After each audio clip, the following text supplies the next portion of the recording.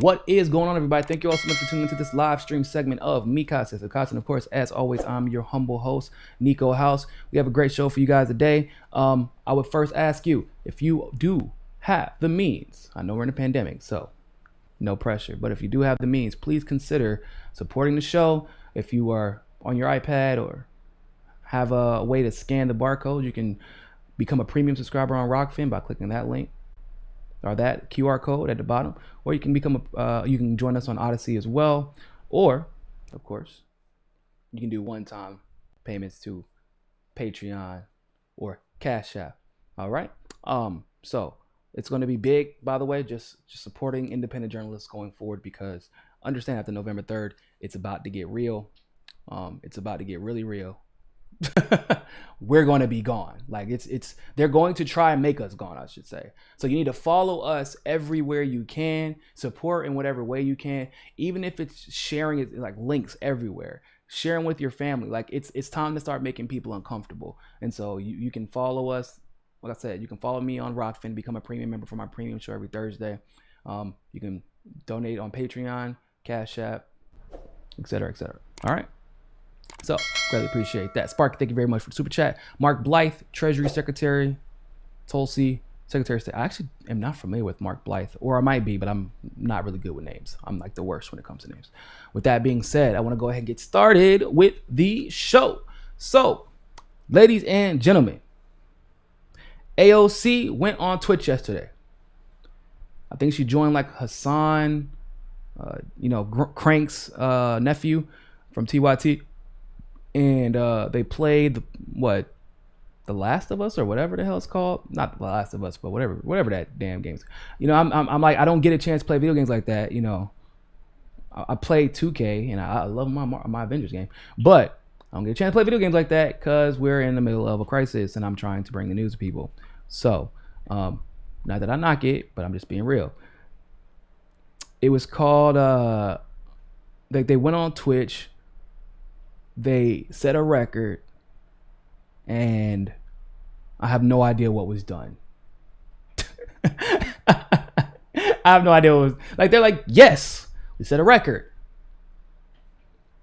Now, there is an issue with them going on Twitch, but before we get to that, I want to show you how excited everyone is about this. It's really exciting, super exciting, right? Hassan said, "What an incredible night. More than 500,000 people tuned in to watch a record-breaking get out the vote effort we put together in less than 24 hours, which started with a single tweet by AOC. I hope you boomers are paying attention." Okay, first of all, I get it. You put it together in less than 24 hours. But like, bro, it don't take 24 hours to set up a stream. Let's not act like y'all was out here knocking on doors or making our phone banking, because God knows neoliberals is not doing that. We know. So, as excited, I guess I'm just the rainstorm here. I'm just the rain cloud that just be hovering over people on Twitter, waiting to rain on parades, which I took a lot of pride in. This is my response. We set a record getting young people to vote for a racist, warmongering, segregationist sex pest. I know we could have used this to organize for election integrity. We could have done this to organize for third-party success across the nation. But this cause was far more noble. My second tweet. And I know what you're thinking. We could have used this to bring awareness to Assange and even Snowden, or legal sanctions against Iran and Venezuela in the middle of a pandemic. But hear me out. Biden said Antifa is an idea. So this was really a no-brainer.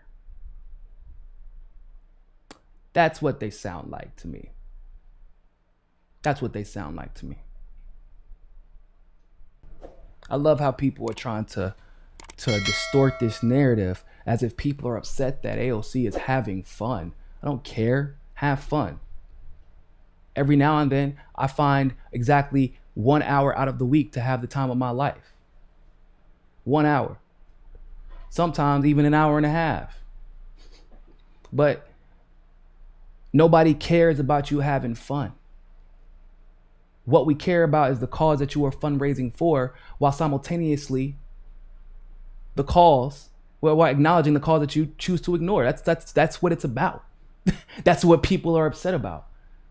You're galvanizing young women to go vote for a sex pest. You're galvanizing young black men and people of color to go vote for a racist segregationist. You're galvanizing the Latinx community to go and fundraise for the man that put maybe them or their siblings or relatives in cages. Like that's progressivism now.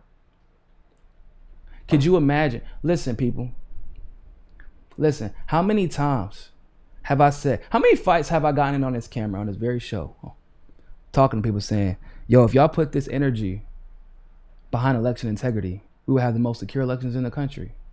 If y'all put this energy behind Tulsi Gabbard Secure America's Elections Act, behind the OFF Act, behind universal health care, instead of saying, well, universal health care isn't what we need right now. That's AOC, not me. You know, we don't have to get that right now. That's not what we're saying. That's her. If y'all to put this energy behind calling out the illegal sanctions against Iran, calling out the illegal sanctions against Venezuela, organizing against those, calling out the destruction, the havoc we are wreaking right now in Syria, we would be able to solve a lot of problems. Imagine if they put this much, imagine if we got 500,000 people on Twitch to acknowledge Julian Assange's extradition hearing right now. Imagine.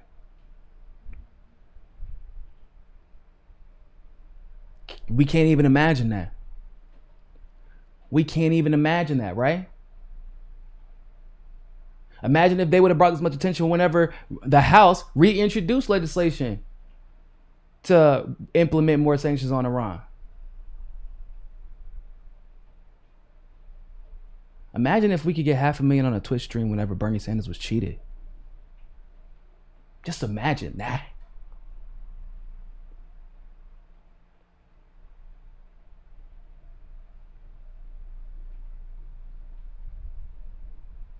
But what's even more bizarre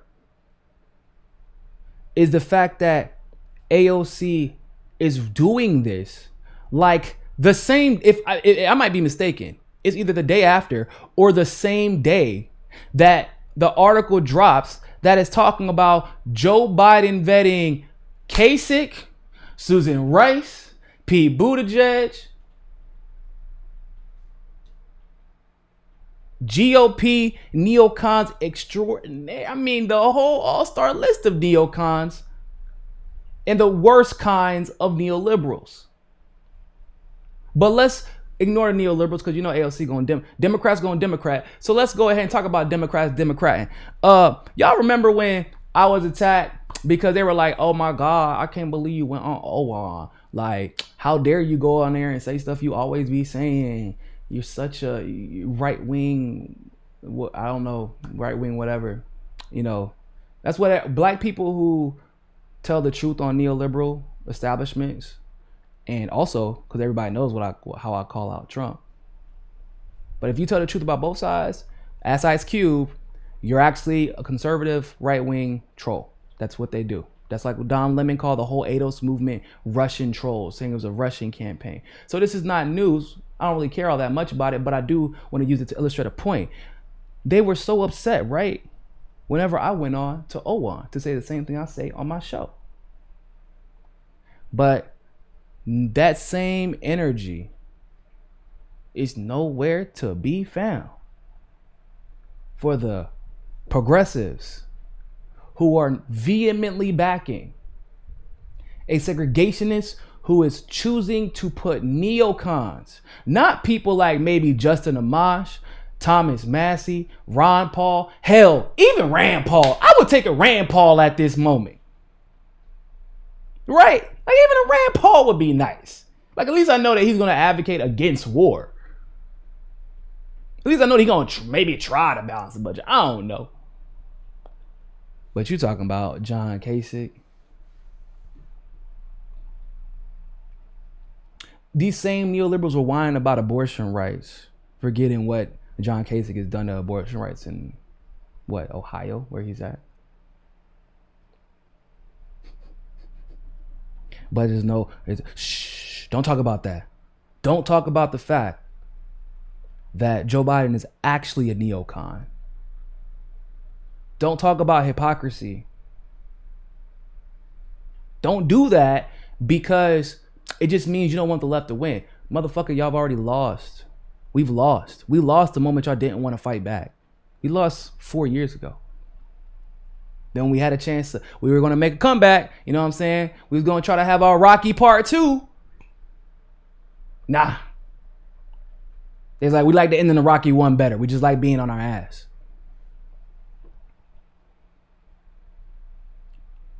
AOC broke the record on Twitch for streaming. With what concessions exactly? With what concessions? Universal health care? No. In the middle of a pandemic, by the way. In the middle of a pandemic. No concession there. Didn't they put together this little task force that they was like, oh my God, task force, we got concessions, yay, we got concessions. What? AOC being on the task force is a good thing. We know that Joe Biden's gonna take climate change seriously now. What concessions y'all got? Pete Buttigieg?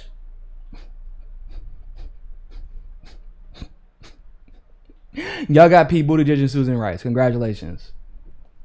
Bernie Sanders wasn't even vetted for Biden's cabinet. AOC wasn't even vetted for Biden's cabinet. What y'all talking about? Something we got to get Trump out because he's so dangerous, and we're just gonna have to work on moving Biden left. He's literally moving right in front of us, and y'all like, well, yeah, this is the time to move. Like, this isn't the time to move him left, though.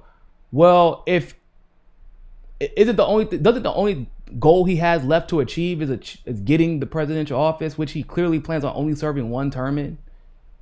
Exactly how do you plan on holding him accountable?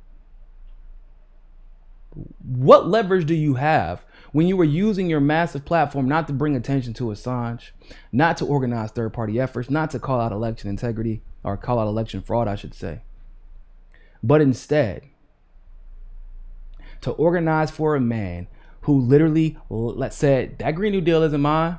I do not want the Green New Deal. I repeat, I am not banning fracking. I repeat, I don't regret the 94 crime bill. The Black Caucus wanted the crime bill too, bro. What you talking about? I did not fire that prosecutor, except for you absolutely did, and you bragged about it on camera. What exactly, other than ambition, is encouraging AOC to get out the vote for Biden? Other than ambition.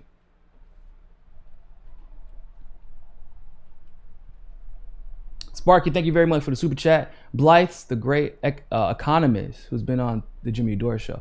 Oh, I haven't even gotten to watch the Economist series with him because I've just been busy.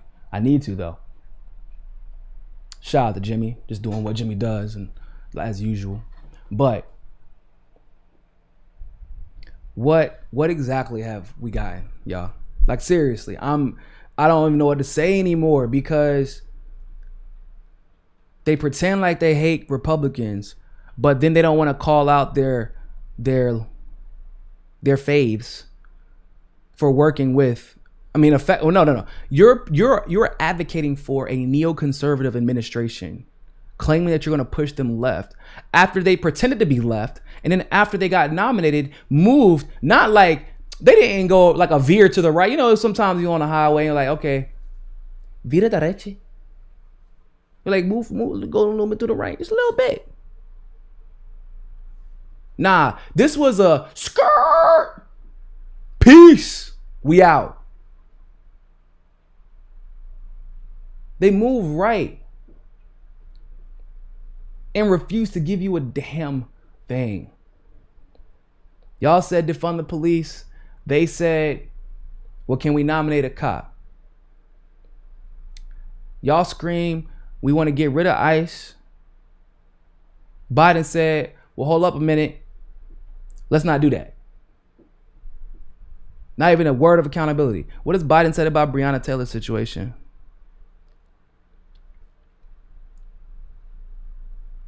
The new situation, I should say. About the fact that the Attorney General lied about that case. Nothing. Zero. Zilch. And y'all about to have a neocon cabinet. Oh, by the way, a neocon cabinet that you're not allowed to critique. Right? I think that that's also a pretty important part of the whole conversation. A neocon cabinet that you are not allowed to critique.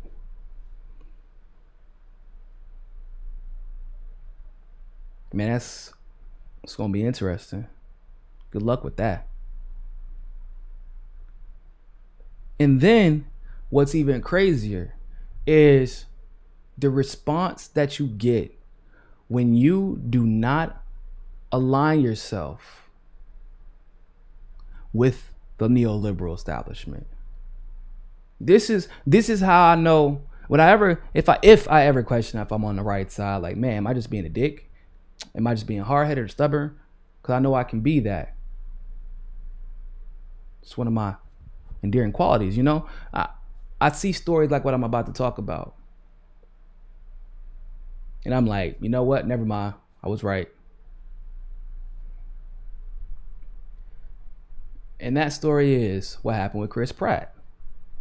I don't know if y'all are tracking, but the man was getting attacked like bad. And I was confused. I was like, what did he do to get attacked? Did he say he supported Trump? Nah, he didn't say that. Like, did he say something racist? Nah, didn't say that either. Didn't do that. I said, well, did he, like, what did he do? Did he get caught donating to Trump? Nah, didn't do that either. Did he attack Obama? Because I know that's a real quick way. It's a real quick way to get in trouble. Didn't do that either. You know what Chris Pratt did? He had the living audacity to not attend a fundraiser for Joe Biden and Kamala Harris. Not attack them. Not, you know, do what I do. Well, you know what I do. I'm trying to make sure they don't win. I don't want, no, I mean, I'm not trying to have 12 years of neoliberalism. He don't do what I do, though. He just didn't show up. As y'all see this article, Chris Pratt attacked as a white supremacist after not being part of Avengers-themed virtual fundraiser for Joe Biden. And it's funny because that's a real headline. I know some people would think, like, doesn't this look like a headline from The Onion? It does. Like, haha, just because he didn't go to a Joe Biden, fundraiser, he's a white supremacist.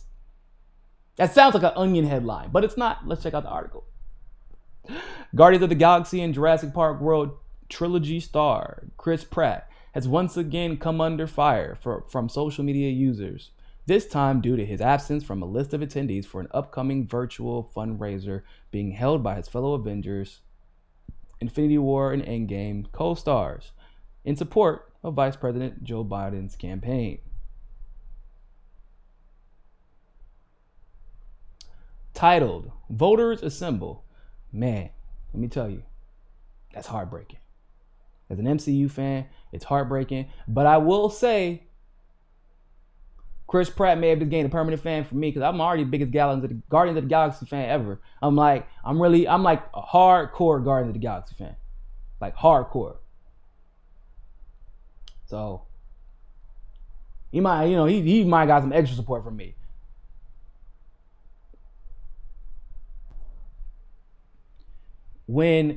So the Russo brothers are throwing this, and Chris Pratt is under attack, but I need you to look at this list. It says Don Cheadle, Chris Evans, Scarlett Johansson, Paul Rudd, Mark Ruffalo, Zoe Saldana. It's open to the public, but requires a donation of any amount. Just to the Joe Biden Victory Fund, which unsurprisingly aims to elect Joe Biden, Kamala Harris, and Democrats up and down the ballot. They mean up the ballot. They don't mean down the ballot. Now, I need you all to understand something. There are a few people not attending this. Robert Downey Jr., Jeremy Renner, so Iron Man, Hawkeye, Elizabeth Olsen, yes, the younger sister of the Olsen twins, Scarlet Witch. But users on social media took specific issue with Chris Pratt's non-attendance, with so many angered by their own assumptions that his aversion to supporting the Biden candidacy meant that he was a Trump supporter.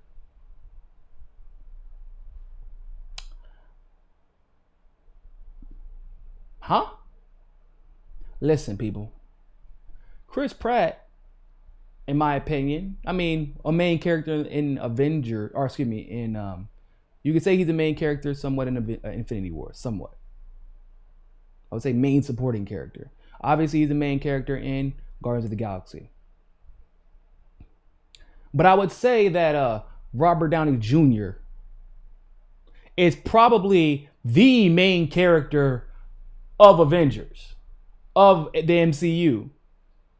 The man is still being featured in future MCU videos or movies and television shows via flashbacks and other things, because like that's how integral he is. But Robert Downey Jr. isn't being smeared as a white supremacist. It's almost as if, in my humble opinion, there was like a signal boost sent out so that it could be used to promote this event. Because, I mean, as an MCU fan, I didn't even know about this event until Chris Pratt started getting smeared about it. Think about it. And you can't tag Robert Downey Jr. for anything because he's definitely not a white supremacist. He doesn't really make his religion well known. So what is it? What is it really about? It's almost like they use this as a fun, to attract attention to the fundraiser, because Joe Biden and Kamala Harris are so unpopular that even using the highest grossing movie compilation of all time, they still couldn't get people to go to their shitty ass fundraiser. It's probably what it is. Brooklyn Dad Defiant, aka CIA Op, if you've ever been on Twitter. Damn it, I'm literally just finding out that Chris Pratt is a Trump supporter and I'm so messed up behind that. What? Okay. Gwat Thor. Or Gwat Thought, I said Thor. Oh, it used to be Gwat Thor, I'm assuming. Or they just spelled this wrong. Chris Pratt being a MAGA dummy really was not something I was mentally prepared for. Chris Pratt's closet. Yes, that's KKK uniform. I'm really frustrated that I can't watch Parks and Rec the same way now that I know that Chris Pratt is a white supremacist. It's almost like they sent the bot brigade after him, huh? Now, here's where it gets fun. This is probably what it really boils down to, by the way. However, contrary to this widespread assumption, there is no public evidence to support the claim that Pratt will be voting for the current president in his re-election bid this November. And records show that he previously donated $2,000 to the 2020 presidential candidate, U.S. Representative Tulsi Damn Gabbard.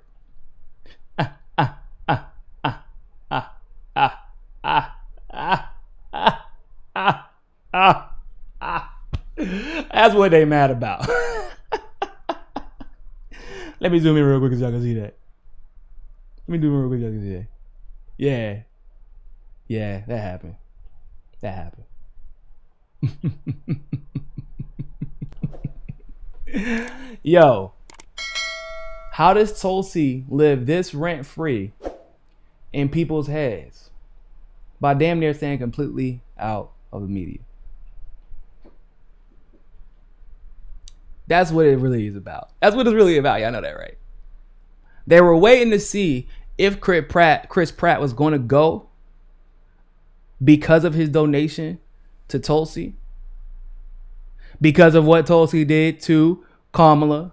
And by the way, Joe Biden couldn't be at the event. It's just, or can't be at the event. It's actually just going to be Kamala. And so if Chris Pratt donated to Tulsi post I destroyed Kamala, why would he go to an event to celebrate a person he just destroyed? Or she just destroyed the candidate. That's what I call. I don't know. We don't know who Chris Pratt's voting for. He's actually never made it public who he supports. But they swear that he's a white supremacist because he won't fundraise for Biden. Once again, y'all, this people all say, well, I'm not asking for you to go, I'm just gonna go vote for him. No, that's not what they want. That's not what they want. They want your soul. They need you on that plantation. Can't pick cotton without the slaves. Can't just be a slave. You need to be on the plantation picking the damn cotton, helping out the economy.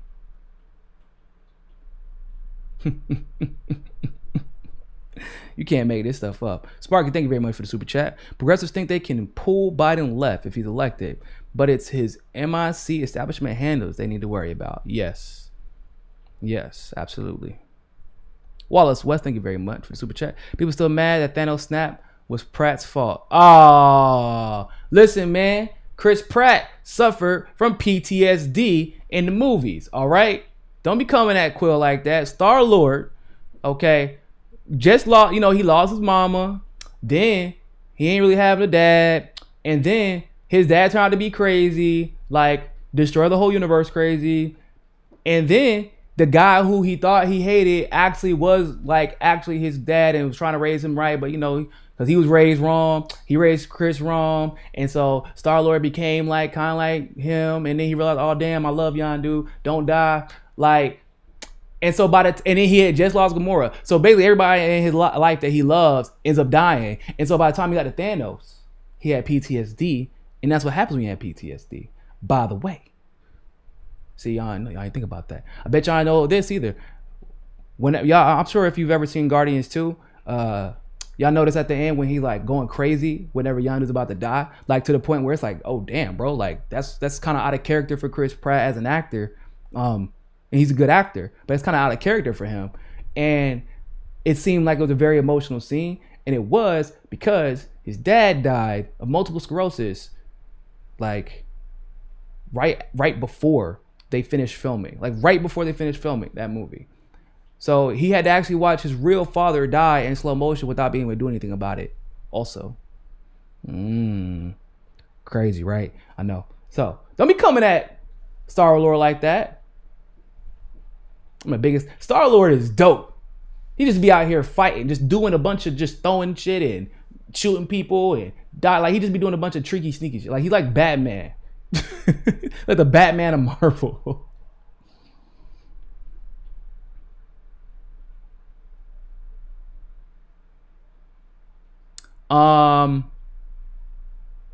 But yeah, man.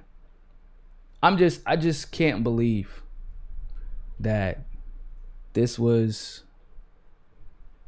that's where we're at now. If you don't come and use your massive platform to get the white supremacist segregationist in power, then you actually are a white supremacist segregationist yourself. That's where we're at. That's where we're at. That's what we're on now, I guess. Propaganda is real, bro. The propaganda is getting real. It's real and it's getting worse. It's getting worse. It's getting worse every single day. Man, real quick, before I go, I want to cover one more article. Let me see if I can find it real quick.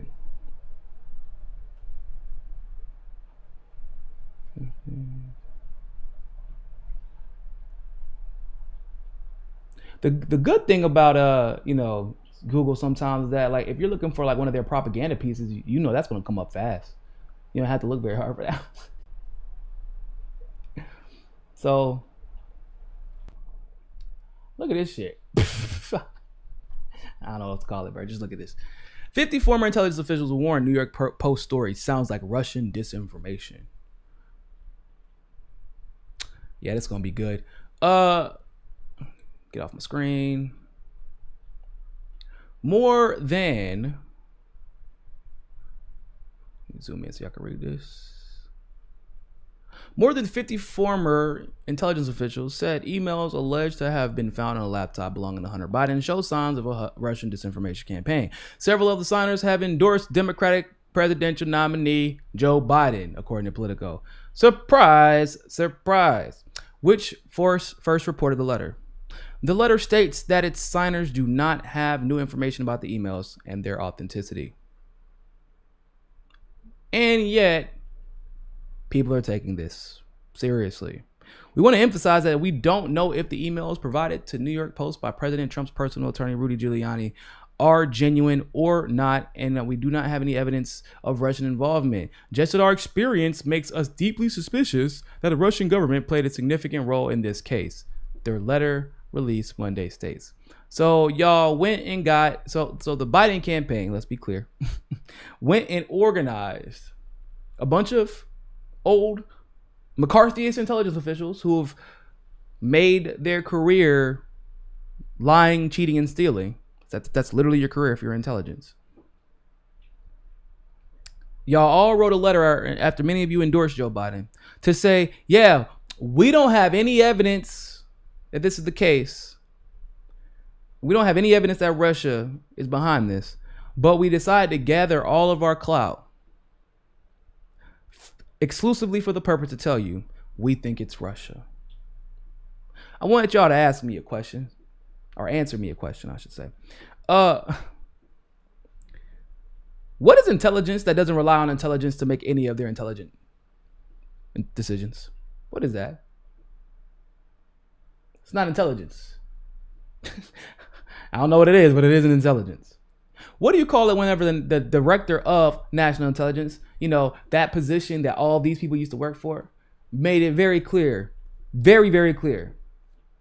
We have not given out any information regarding this. The intelligence that we have doesn't say that this is the case at all. And of course, those former intelligence officers all say, well, we don't have any evidence that this is the case either. And on top of that, they haven't even given any intelligence to the House or the Senate. Like the director of national intelligence said this. And he was very clear in saying anyone claiming that this is a Russian disinformation campaign is using this as a political football. That last little point is huge. That's huge. Because last DNI wouldn't say that.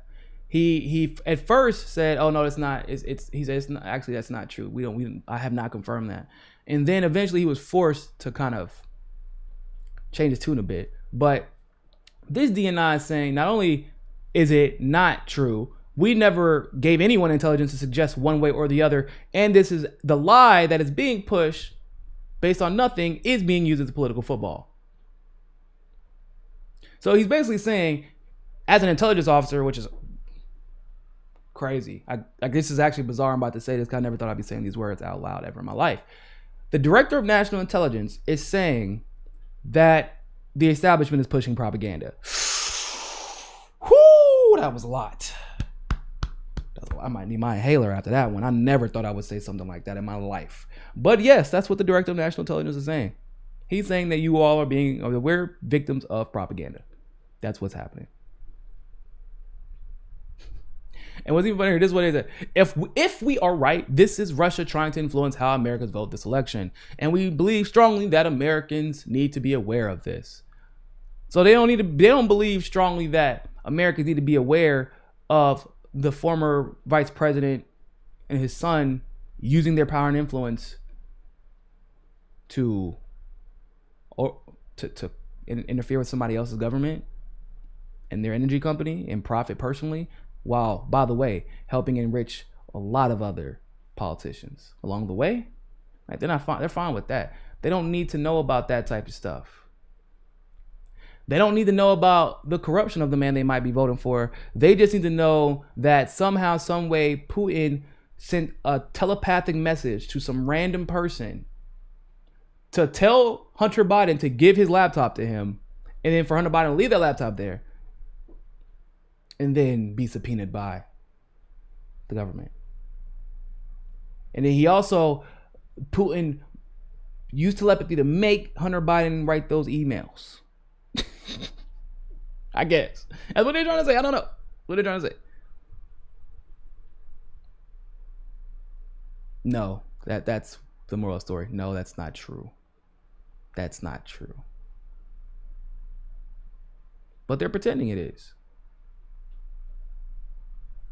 And this once, like, why would I trust any old, especially the older intelligence officials? Why would I trust them? I don't even trust the intelligence officials now. And it's wild to me how much this has been making, like, people have been using these headlines as authority. Been using, Adam Schiff, this letter, the media, the mainstream media has kind of been using this to manufacture consent. But the damn director of national intelligence, his own words, make it headlines for an hour and then they flush him out. But that's scary. Notice it says the letter was signed by both former Trump administration and former Obama administration officials, including CIA directors John Brennan. Well, if John Brennan said that Russia is trying to influence the election through Hunter Biden sending his own emails, well, then we know it must be true. It's not like Seymour Hersh exposed him. It's not like John Brennan literally admitted that he is in charge of a disinformation campaign. It's not like he admitted that, right? Yeah, this is crazy. This is crazy. This is crazy to me. We got some more super chats before we get up out of here. Sparky, thank you very much for the super chat. The bullet train to serfdom. All aboard. Sparky, go CIA. Take the FBI with you. For real, though. Well, no. This way. To the left, to the left. Everything you own in the box to the left. Well, we can't put everything the CIA owns in the box to the left, because if we put everything the CIA owns in the box to the left, we won't be here. And neither will most of the world, because they damn near own everything. Like, let's be honest. But once again, here we are, people. I just, real quick before I go, just to double back really quick to that AOC shit. It's wild to me. Like, we're looking at Bolivia right now. Like, don't make any mistake about it. It's they're going to have to deal with the fascism that is still in place. That's not going to leave the country with, like they're not going to lay on their back and disappear. It's not what's going to happen. But what we did see yesterday, or a couple of days ago, was what a secure election system can do.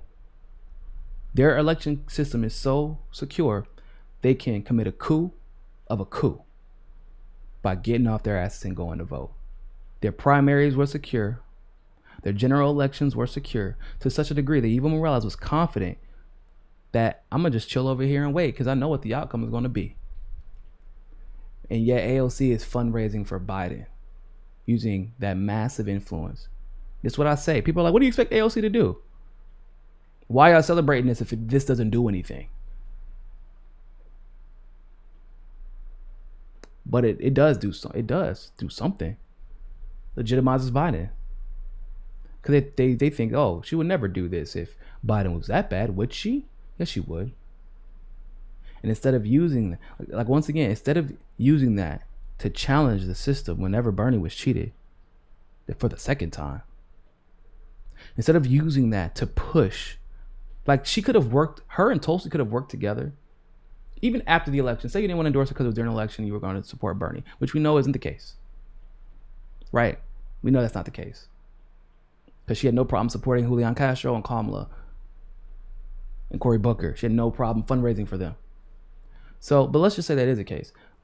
After that, getting together with Tulsi on the Off Fossil Fuels Act and co-promoting the Off Fossil Fuels Act and the Green New Deal and the Securing America's Elections Act. Imagine if they would have got together, her, Bernie, Tulsi, Nina, and said, we're calling for election reform right now. We're calling for paper ballots right now. Ranked choice voting right now. Open source blockchain right now. And we will not be endorsing anyone who did not champion this. We would not allow any. We will. Bernie could, and she could have used that as influence. We're not. We're going to filibuster everything until this gets done.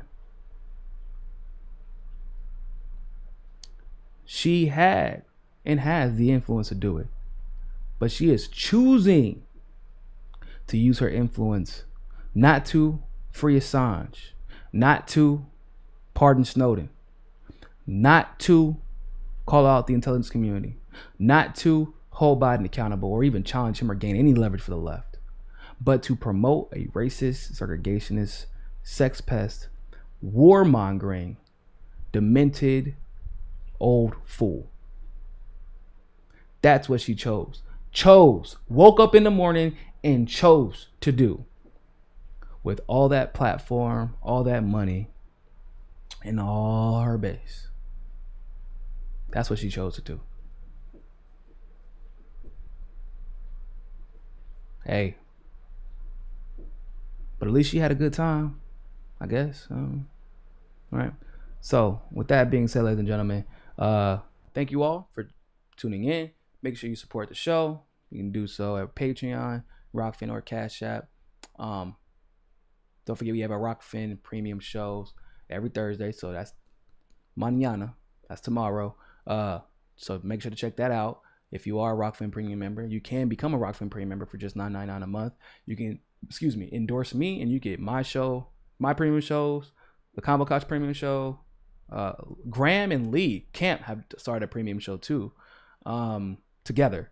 Ron Pacone, Kim Iverson, Jimmy Dore, Last American Vagabond, Whitney Webb, Richie Medhurst. All of us have our premium content on Rockfin right now. So go do that.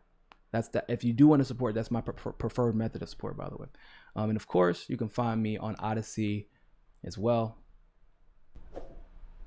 Odyssey.com/MCSC Network, or you can just scan this as well. And the link to all my social media is in the description. Let me think. Is there anything else? I don't think there's anything else. I think I'm good. I think we're good. All right. So with that being said, always. Oh, duh. Ha! My bad, y'all. So I'm actually going to be debating Ben Burgess, Dr. Ben Burgess. I debated him once before. I'm going to be debating him on, the original link is going to be on Twitch. Follow me. If you follow me on Twitter, the link will be available. I'll retweet it already. So if you want to go ahead and just get that link, you can do that. But I'm going to be debating him at 3 p.m. Pacific Standard, so 6 p.m. Eastern Standard. He's going to try and debate me on this idea that leftists should be supporting Biden in swing states. So, yeah, I'll repost it on the channel. But if you want to go into the Twitch stream and, throw some love, it's always greatly appreciated. It's going to be a fun chat, or debate. The gentleman who moderated the debate last time really did do a fantastic job moderating it. It's kept kept civil. Like, even whenever Ben tried to do a little sneak jab at some point last time, the moderator stepped in and was like, don't do that. That's not necessary. That's not what we're here to do. So, and plus, if they try that, it's because you know who win it, right? You know what time it is. Y'all seen it. So if you have not seen me debate before, I would encourage you, go check it out. It's gonna be a good time.